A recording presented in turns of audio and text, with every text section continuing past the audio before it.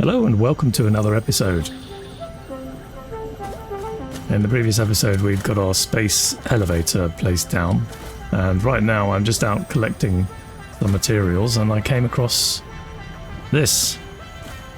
In the early access version of the game this didn't mean anything, but apparently now it has a purpose, so let's find out.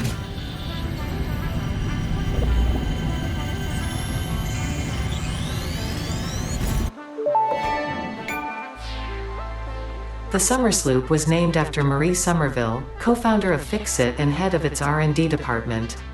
There are many theories about the origin of this shape and why this symbol mathematically resembling a Mobius strip has found its way to both human and extraterrestrial culture. Thankfully, you don't need to know any of these theories to be a pioneer. Research it in the MAM to establish locally appropriate classification and application. Fun fact. The planet you are on was found and named during a planet spotting event Marie hosted named Marie's Awesome Scientific Search of the Avant-Garde Exoplanets. Nice. Okay, we'll research that back at base, but I've just spotted something that we need. And that would be a purple slug. So let's have a look and see if we can't go and grab that while we're here. Ah, we have trouble down there.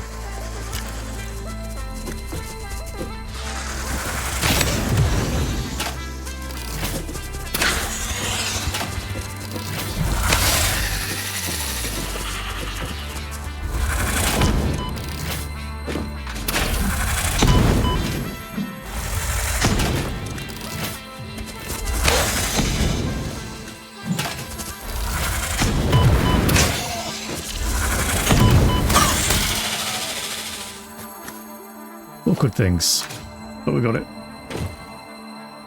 Yeah, I was wondering why they weren't defending this area. I was wrong. Okay, this is good. We need this.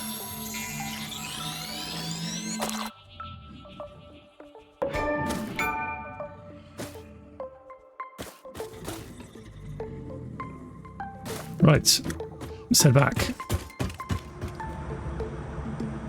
Alright, so we're back at the research station, and now let's have a look and see what we get for this. I'm unsure what this one is.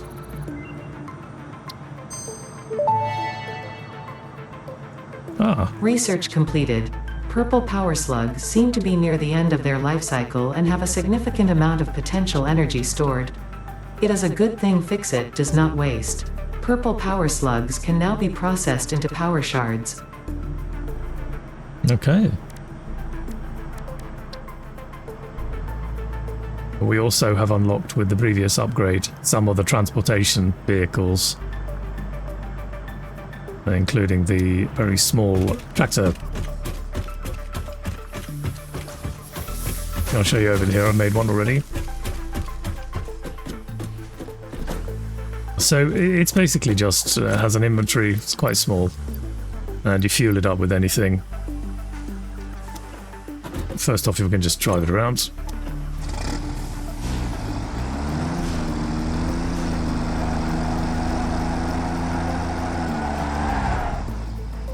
And you can also set these things up with a station where they come in and they deliver goods. In fact, if I get the materials that we need for this, you may have also noticed that I've been working to move the factory that we had over here. I've put the miners back up. But all of the industry that was a mess over there is now gone. There's a few bits and pieces left. That's full of metal plates. But other than that, it's kind of clear up here. But this will be a new factory at some point when we've sorted out some of the other stuff we need to do. But basically from the two mines that we had over here, that I had showed you in the previous one where we'd done this building, we are now maximizing our usage of the iron ingots that are coming out from the ore, and this is all being calculated. So we have 120 iron ingots coming out per mine, and we have split that off We first had this factory here, which used 60. And then we had another factory here. I believe this one used 30 or 40. And then we had one other industry over in the far corner that was making the rotors, which now we have coming into here. Here we go. And that there is one factory up on the top there making the rotors and the relevant industries that have been calculated. I'll very quickly show you. With each factory, you have how much iron you've got coming in and how much is going out.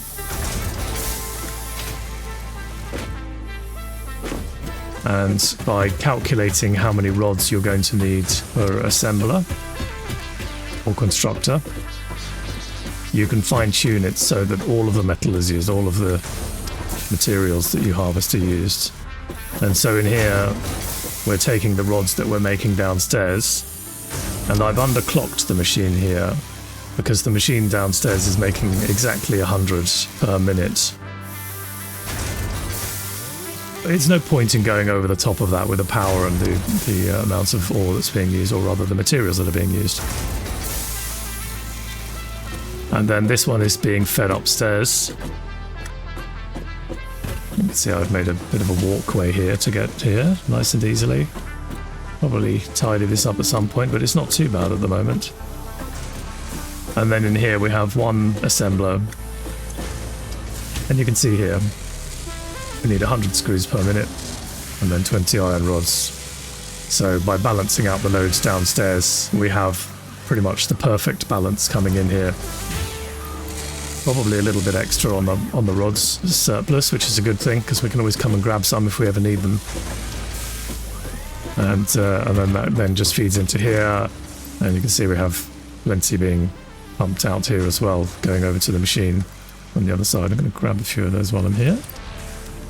So this factory here that was leading on is taking the metal plates that we made in this factory, because we obviously want to have a use for them, and it's feeding them into this factory -1. In other words, we have 9 going in and 1 surplus. And then that factory is pumping out, again, a calculated maximum yield of the modular frames. And you can see here we've got a really nice supply of modular frames coming through here.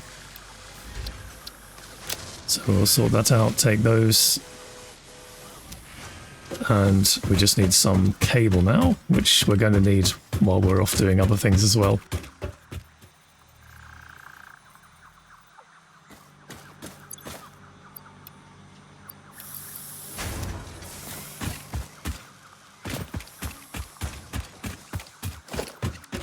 If I go now to the transportation, we can see we have truck stations here. This is one of the next things we're going to be doing for this series, is to start getting some coal and coal power. The power that we're generating from this power plant here is starting, as you can see, I've had to put another 3 plants down, because this complex here is using so much power that if I don't utilize the extra things, I have constant shutdowns going on. And it's starting to use up biomass rather quickly. Not unmanageable, but enough that I have to keep distracting and going off and finding more biofuel. So the next thing I want to do is to get the coal and the coal power, and that will then allow me to just set it up to be autonomous. And for that, I'm also going to want to be dealing with transportation as well. Coal is very important for steel production, and depending on where we want to do the steel production, we are going to need to transport coal to and from.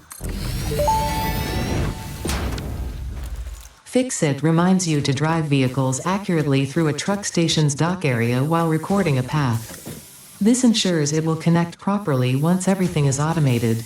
The truck station can be set to load or unload, and can also refuel vehicles. Unlike some pioneers, truck stations care about saving humanity. So the way the vehicles work, outside of you driving them for yourselves, is to be able to create small routes where you can go and pick up from one location and another. And you need 2 truck stops in order to be able to do that. First off, you're bringing up the vehicle controls here, and you can start recording a path here.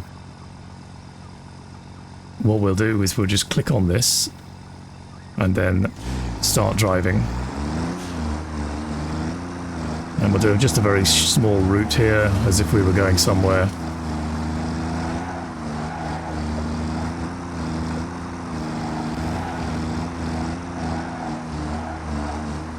And then come back on ourselves. And now we have a saved recording. Now you can manually save that if you wish as a route. If you have a specific one and you want to share with different trucks, they will avoid each other. They have a fairly good way of avoiding each other in traffic, and they'll slow down for each other and stop for each other and that kind of thing. So if I want now this vehicle to do this, I enable the autopilot here. And then when I jump off, it'll correct itself a little bit. Or, you know, maybe it'll just drive off middle of nowhere. Okay, well, a little bit glitchy, as you can see. I think it's trying to get to this. There we go, it's reset itself now, and now it should continue on its route as normal. The other thing about these vehicles as well, which is quite useful, is that once you set the path up for them to do their job, they will just go off and do whatever they need to do. Once they're out of sight, it's not really something that's rendered, so it's not like if they crash or roll off a mountain or something like that, that the vehicle will be lost altogether. Now, normally it would actually be either loading or unloading something. Because the station also doesn't have any power to it, the vehicle has just stopped itself and it doesn't have any purpose. If we try and connect this up, now we can see here it is taking items off.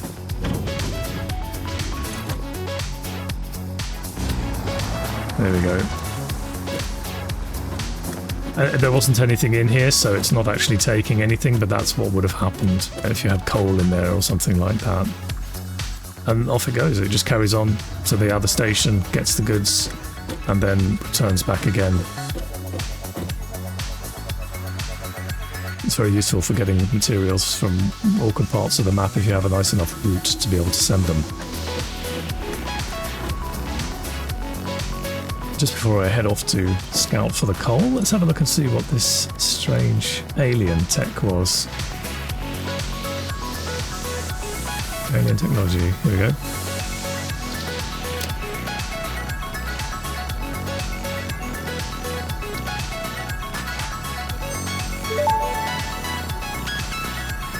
Somersloop analysis completed. Somersloops are somewhere between battery and conduit, harvesting energy from pockets of space with complete disregard for the rules of the space-time continuum, and distributing it into its connected ecosystem.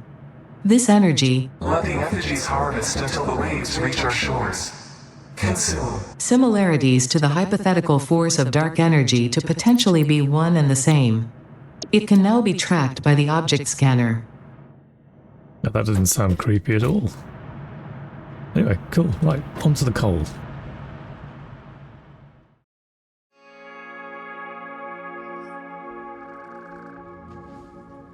Well, I found the coal, and I've placed down a miner onto it. It's pure coal as well, which is really nice. I'm not sure that we're going to be able to get much power up and running with this water that we have here. We should be able to sustain maybe a couple of power plants. But we have some hazards around us as well. We need to get rid of these, and we can't get rid of these before we get explosives. We also have a couple more, which I've put miners on. And they're just over here.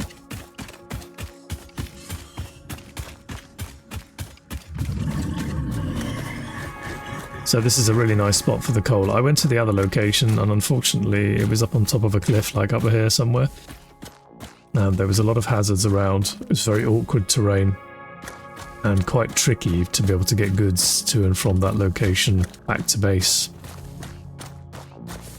So I decided to pop over and see this one, and it seems to be a fairly nice run through the valley. So we come across down here, through here, and then we can choose that direction or this direction to get into this location. So I'll see what I can do, setting up some power plants here.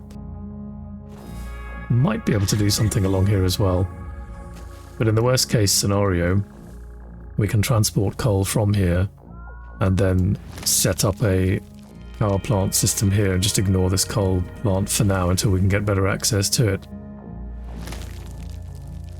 So I shall start setting up a little base here and see what I can put together for us. Alright, so I've found us a good body of water here. I've cleared a lot of vegetation and checked the area around here.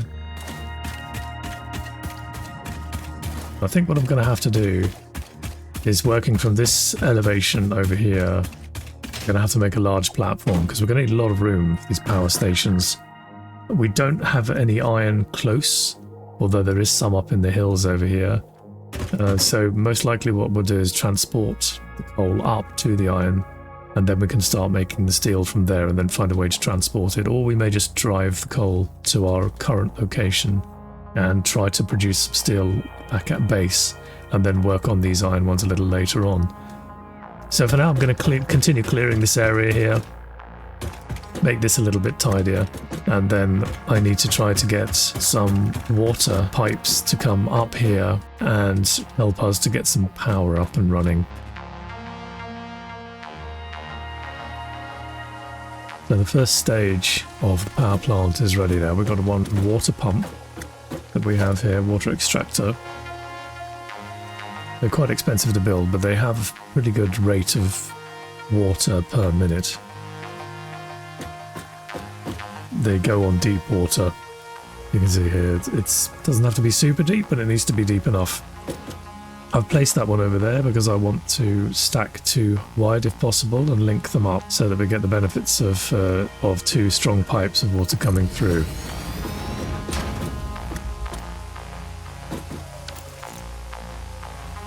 And then the next thing I need to do is to set some pipes up,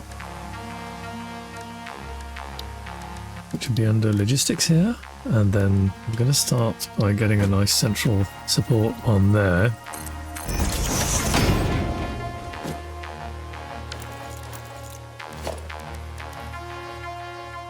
And then we just grab the pipeline and run it over to here, where I would like to connect it with a splitter for the second one as well.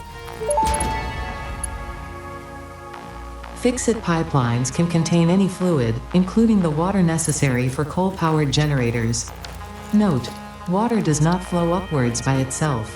While water extractors provide some lift, to truly defy gravity, consider the use of pipeline pumps. So I can see here that actually we're going to have a slight problem getting water to join into this one, unfortunately. So I think I have to be a bit cautious with these over here. But I think I will reposition this one.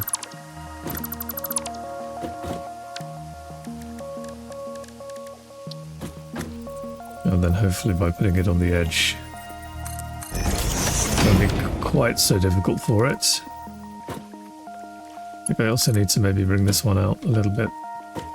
Hopefully I won't get poisoned on my way through.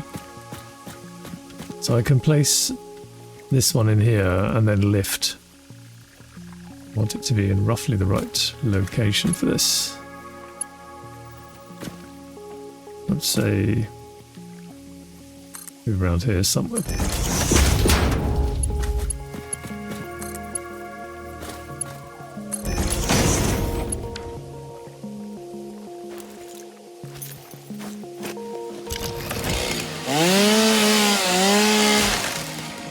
Okay, move our vegetation, that's good.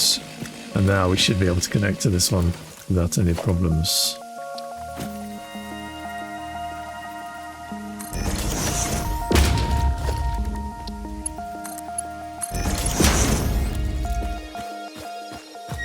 So when we power this first one up, we are going to get a fair amount of water coming through initially.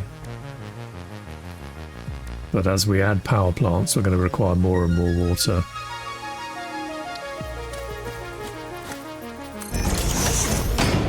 And because we're raising water, we are also going to have to push the water upwards.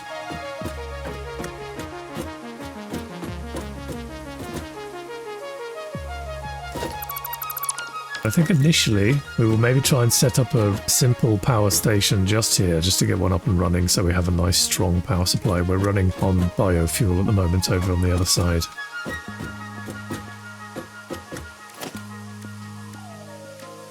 So here's the coal-powered generator that we're going to be using. And you can see there, it has an inlet for water and for coal.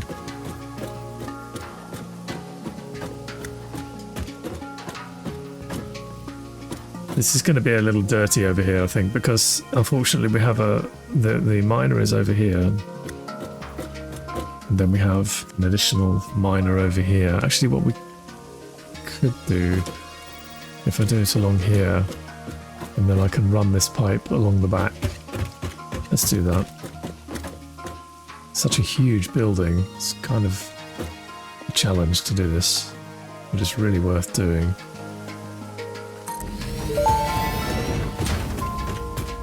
Interesting, most pioneers already had coal power set up by this point because they understood their responsibility to humanity. Adjusting pioneer attitude metrics. Reminder, coal-powered generators require coal. Okay, doing my bit for humanity, huh? So this is where I'm going to... I'll run it into this one, and then when I add another power plant I'll split it here. But this is very, very rudimentary at the beginning here. I want to get them actually up there onto that platform because we need lots and lots of them. But it's a fair old wallop here, you can see. It's a big old unit. We just need to get coal over to here as well, which I think we'll channel down the centre and we'll split it.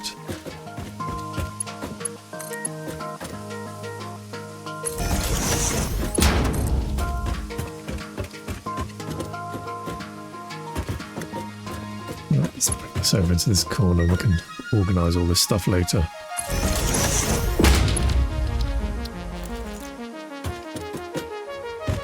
Right, so we should be good for some power. I don't know how much initially this is going to require, the pump. But once that pump is up and running, we should start getting some water flow.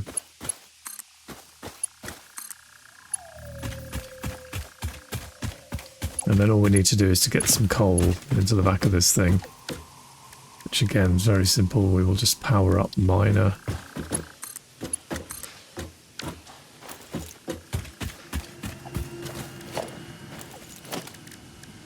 And I guess we will... We're very low on metal.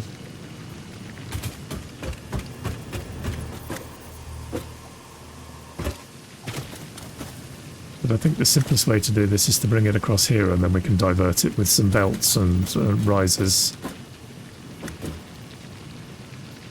Maybe we can do it on this side. No, I think I'll keep this side clear. I don't want to get in the way of the pipes.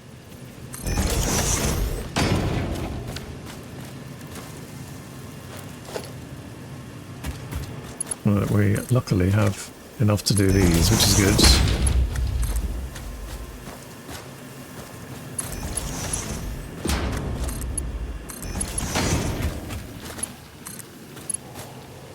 Oh, look at that. Just too short.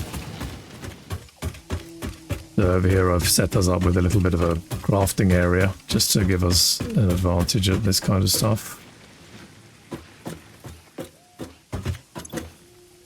Oh, here we go. I've actually added some in here.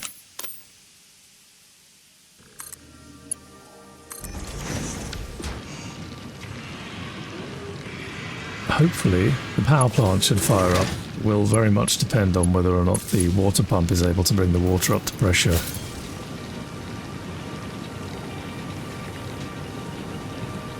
And there we go. We've got some coal smoke coming out, and our power plant is up and running.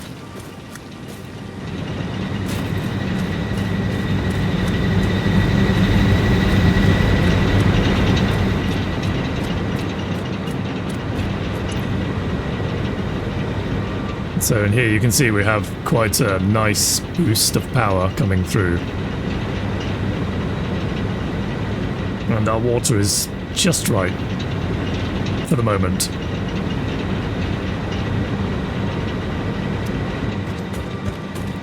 Okay, that's great. So that's giving you an example of how the coal system works. It's pretty simple. Just takes a bit of finesse to get it all nicely stacked up here, which I'm going to tidy up now. I shall continue working on this area up here and try and get this power sent over to our main base as well, so we can be running off of coal power and it's all automated in that way.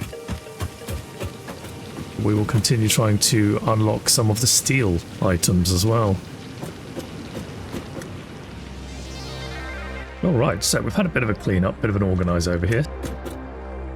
So I've placed down some of the foundation you can see here nicely. Tried to give it a bit of an industrial look. You don't actually need to put down these legs and stuff around the foundations. This stuff can be suspended in midair for all it cares. There is no physics system in place, but I think it gives it a nice look. So I've covered this area here. We have one power plant up here, which is going to be, I think, where we will situate a bank of power stations running across there. And maybe over here as well. Decided that this is going to be supplying coal rather than having an industry running here using coal within this area. So down here I have made some adjustments. For now I've decided with just the single water intake. We have the water coming through to water storage area here. And then that leads off into two power plants there. The coal is being cleanly supplied to the power plants up here. That's being split off into two branches. It can do more. This will be just a temporary measure for now, mainly because it's the easiest way to get water to them in order to maintain a decent level of power for us. But it won't last long. We'll need more power as we start expanding. And these things, although they kick out quite a lot, we're going to need many more of them as we grow. But for now they'll do. And we don't need to worry about maintaining the feed going into them as long as these things are running okay. I've overclocked all three buildings here. Each one has 3 shards inside. I'll show you when I go down there to show you what they're doing. This immediately puts more of a power drain on the system by overclocking, but at the same time the output is much greater. Over here we have another coal mine that is just behind those power plants you can see there. That's being fed into the back of a truck stop now, and that truck stop has transport that is coming in and taking coal to our main hub. And that is then being used for, at the moment, a very simple steel production line where we have some pipes and some steel beams being made. So you can see here the current amount of water that's inside there and the maximum flow rate. I'm not going to adjust this to give you an example, because if I do, instantly everything's going to shut down and crash. The water is so important at this stage. But you can see every now and again it turns itself off because it's not requiring so much flow, which means the water vat is now full, and then the two power plants have got plenty of water to be turning into steam and creating power. And you can see here we've got quite a lot going out. It's a hell of a thing, but you can also see how much power we require to be able to run this as well. It's 67 megawatts is quite a lot for one building. But it's very good. It's doing a great job at supplying power overclock for these power plants here.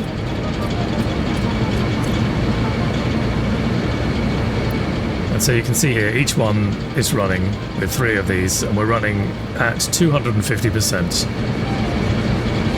And so here you can see what we've got for our full capacity is 285 megawatts. Our maximum connections is basically if we were to turn everything on all at once at the same time, it would require that much power to not blow a fuse. And then you can see our general consumption here, which is spiking due to production, is quite comfortable down there. You can see we are almost producing double what we require at the moment, which is fantastic. But again, we're using quite a lot of coal here, 37.5. That is coming from a factory that's only producing 60, so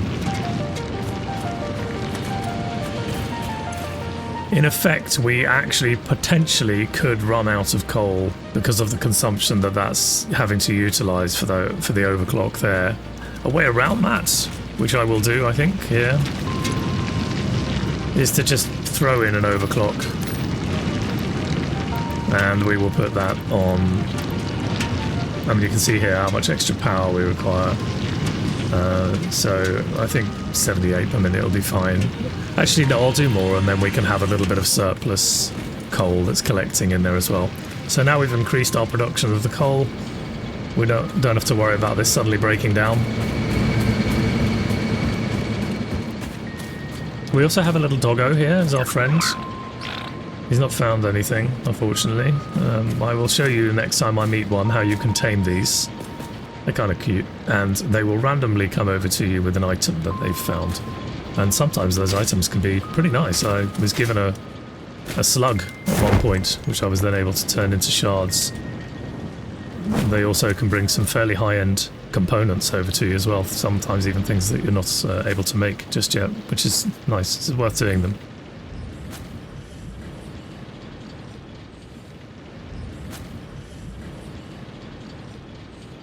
Okay, so here we have our truck facility.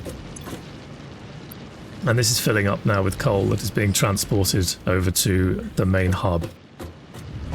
It's kind of slow, and we can speed that up. This is going to be a permanent construction here. You can see we've got a really nice flow of 120 per minute here. I think I am actually going to overclock this one, because we want plenty of...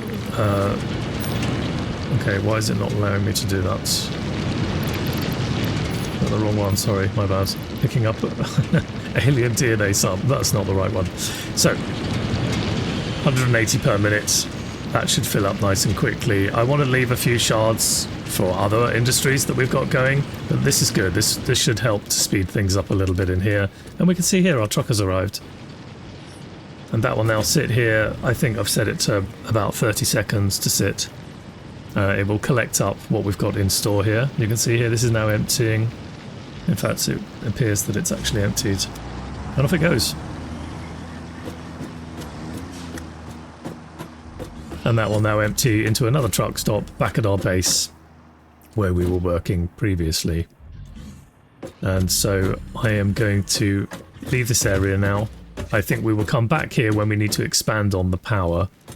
And what I'll be doing is converting the power plants that we have here. I'll be putting them up here, and we'll start to work our way across and create a much larger power facility and put some proper smoke into the skies for the sake of humanity.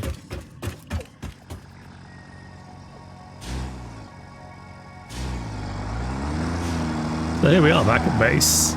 This is the simple steel manufactory that I'd set up here. I'll just give you a quick tour. It really isn't anything special. It's very inefficient, just like what we were doing previously over there. Basically, we have one that is producing these steel beams. And these will be used to upgrade for the next level of belts that we will be doing. And then this one up here is for the steel pipes. Again, really important to get those up and running. Lots of upgrades that require them. We also need them to be able to make the explosives. And we simply have the coal coming from, if we go over here, this is where the factory is going to be delivered to, for now anyway, with the coal. That's going to, I might back that up actually to prevent it from accidentally picking things passing through if I have other traffic. But the coal's being fed into here, and then in turn that's being split off into two separate industries, one with iron, or rather with iron and coal in each one, set to steel ingots.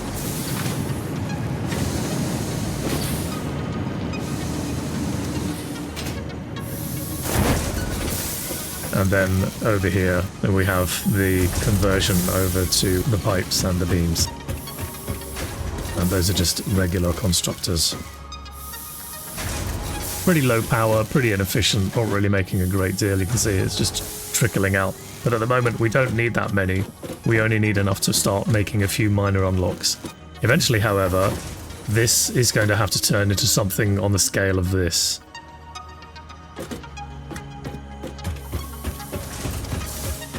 And because we have so much iron over here, what will most likely happen is that I will use the 2 mines over there. There's one there, and there's another one down on the base level there as well. They will be combined into one industry, probably doing the pipes. And then this one and this one over here, we will turn into the beams, and then they will be split off. And on that note, I will also show you the explosives here. And so you basically just throw, and then it will stick to whatever item you've thrown it at. And then you right click, boom. And that has now got rid of that obstruction there, which is really cool. And we also now have an additional pure iron ore, which is excellent. That means that we can, as I say, split that off to be used for a more effective production of steel items from the coal. And then down here we need to work on this one here. I think this probably will be the beams, steel beams, because that means I can convert this one here into producing the cement purely for the steel beams that will then allow us to create reinforced steel beams. While we're at it, let's go and do this milestone unlock, which then allows us to select the next one. We're doing really well here, it's going nicely.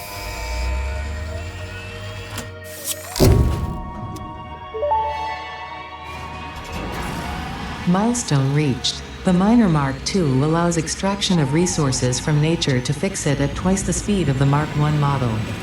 Miners can be directly upgraded to Mark II without removing the Mark I model, just like conveyor belts and other upgradable infrastructure. Unfortunately, setting up the production of advanced steel parts and project part number 3, automated wiring, will not be as easy. Every moment you delay reduces the chances of saving humanity. I will not show you the predictions, it would only demotivate you. Yeah, don't do that. Alright, let's have a look here. So Logistics Mark III. This is where we can start getting the larger storage containers. We want to do that, the storage containers, and also the faster belts as well. That'll give us the ability, if we're unclocking stuff now or overclocking stuff now, we can start pushing it out faster as well. On some of those, like the 120 per minute is the maximum we've got, so we really need to upgrade it to the 270 this will allow us to do.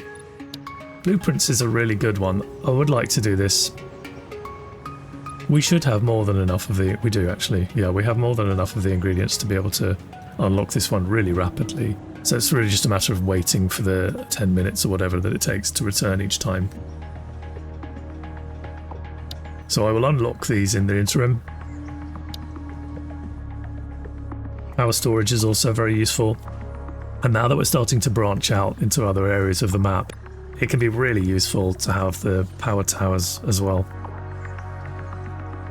They're both the same, just one of them has a platform on it so you can look and see what you're doing around you.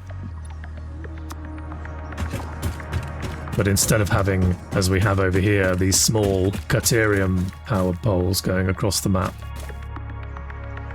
we'll be able to run the really big, ugly things that will have several connectors going through them. And they run over much longer distances between each one as well. These ones here, as they branch out, are actually limited in how far you can move them, so the big ones are definitely worth the upgrade.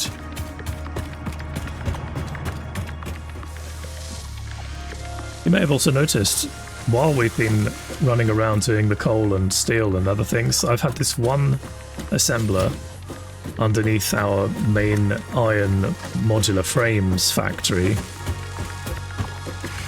that has been working with a combination of rotors and reinforced plates to create the smart plating, which we discussed at a different time. If you remember, we had a simple factory up and running.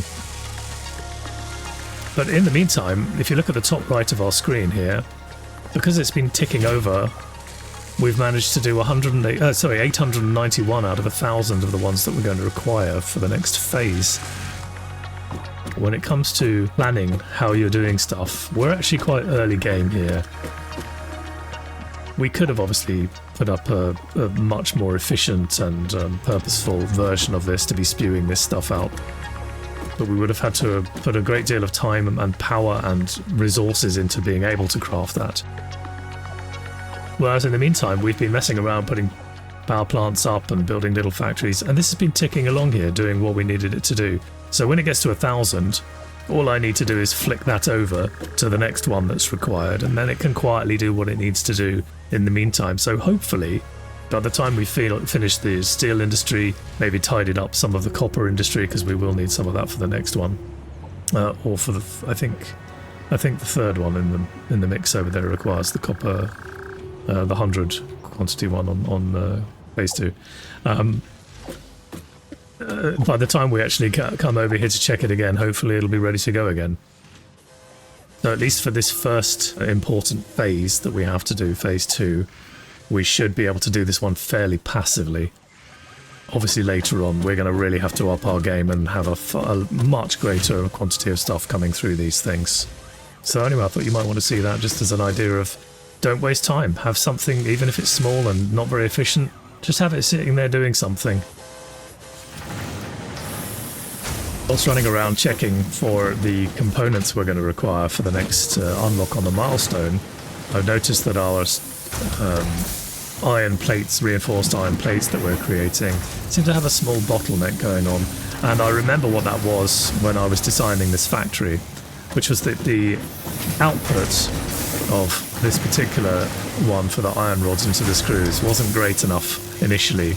So what we need to do here to improve this is to just overclock it, and we need to turn that up to 60. And the same over on this one.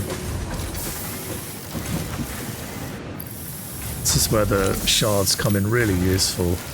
So we're now producing 120 screws per minute, and these ones over here, these require 60 per minute, so we should now get a proper throughput. The only thing that might change could be the balance of the pipes that we've got coming in here, but we have so many of them and it doesn't seem to be running out. It seems to be keeping up. So we should be good here, and we should stop hearing this clattering of machinery and belts as it runs out of materials. Should be much smoother. It should also mean that we now have a greater flow per minute of the reinforced iron plates.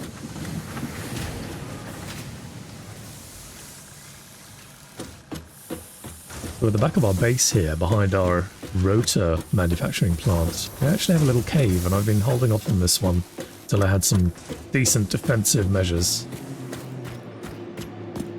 But I figured we can go and have a little explore in here. Most likely spiders. Hopefully not. Ah, we also seem to have potentially one of our first alien technology discoveries. Come on, spiders, where are you? I know you're going to jump out at me.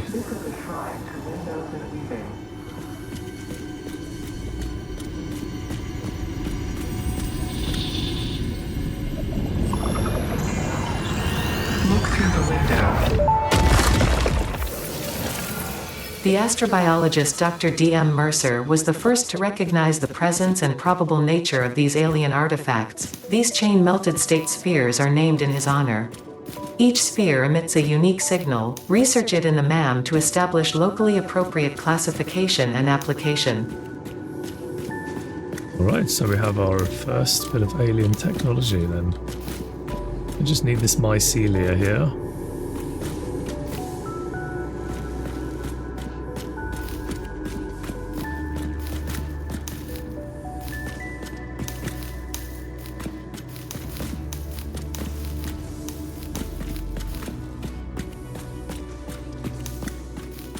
Okay, excellent.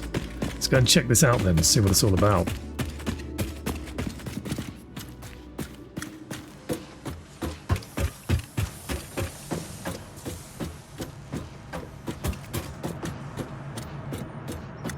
This should unlock a whole new tree. So the alien technology, here we go. And we have our mesosphere here. We need just one, yes.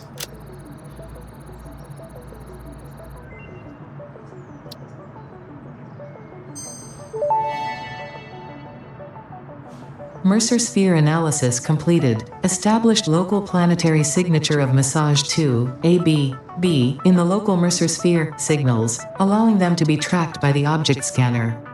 Mercer spheres can also transmit data between specific. Witness our scripture. Witness our windows. Have you come to defile our shrine? Sing Satan. Arguing the existence of intelligent alien life. While FICSIT has figured out the method, all of the original data is still untranslatable. Yeah, not creepy at all.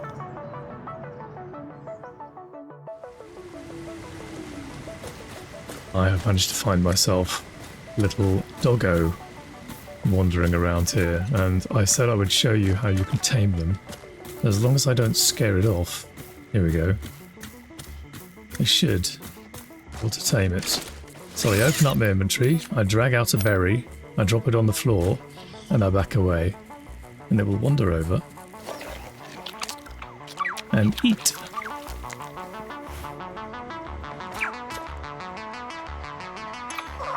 And now we have access to a small inventory if it finds something.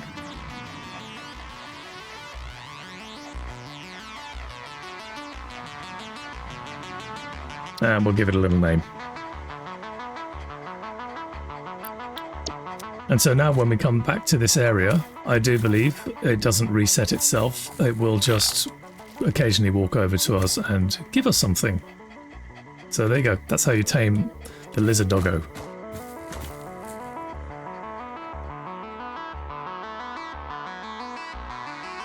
One of the other creature types that we get, which is quite common, especially in start areas where you have certain maybe slugs or resources that you need to get hold of, are these creatures here. Now if I get too close to this, it will stand up and it will start emitting a gas.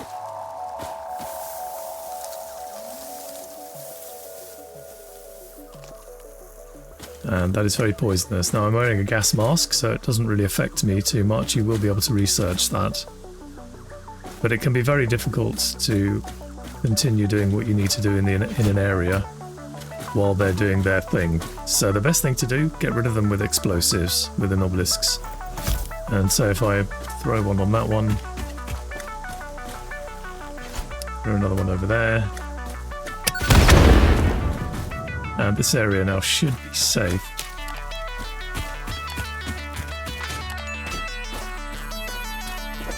Now they may respawn over time, it's like some of the other creatures do, if you're not building specifically in the area. But I'm not sure about that particular creature. Anyway, we've managed to get hold of this power slug. And I've made that area safe. And on that note, I think I'm going to end this episode. So I've given you an insight into the power. We will be expanding on our coal power as soon as we can and as we need it. So there's no point in going crazy while we don't need so much power. I think the next thing we're going to want to do is a combination. I think probably what's going to happen with the two mines that we have here, as I said previously, we will have pipes coming off of one and we will have beams coming off of the other. The beams I will probably be looking to do over here somewhere. We have a mine there and we have a mine there that will be feeding it. And then I want that to link to this limestone mine that we have here so that we can make the beams. And that will most likely be the build for the next episode unless we require copper before then. So I hope you've enjoyed yourself. I hope this has been a little informative and you've learned some extra things about what's available and what to do and how to make your life a little bit easier. And I look forward to seeing you in the next one. So until then, bye bye.